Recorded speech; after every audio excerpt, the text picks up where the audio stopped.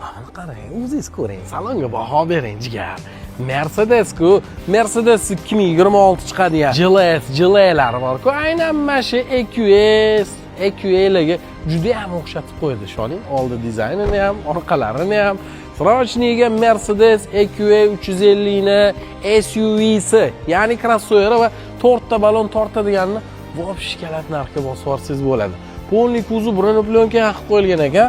Mana bu joyini qarang. Nima bu joy bilasizmi? Takoy dvorniga suv quyadigan joy hisoblanadi. 360 kamera, shunaqangi yumshoq lagan diskalada Polniy kuzov Pro 46000 probeg. Navrot siz xohlagan hamma narsa bor. Yumshoqlikning eng cho'qqalaridan hisoblanadi.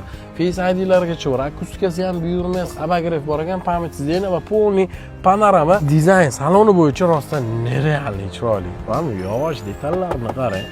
Kap yo'q, maza qilaverasiz. Rostakazim nemisniki bo'lib, rostakazim xo'jalarini sifatini o'tirib ko'rsangiz ham his qilasiz. 46000 probeg, kraskasi top-toza, Polniy kuzov bronda tam.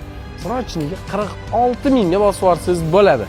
Bosib oling, probegi 47000 bo'lganida 47000 olib ketib qolmasin narxi.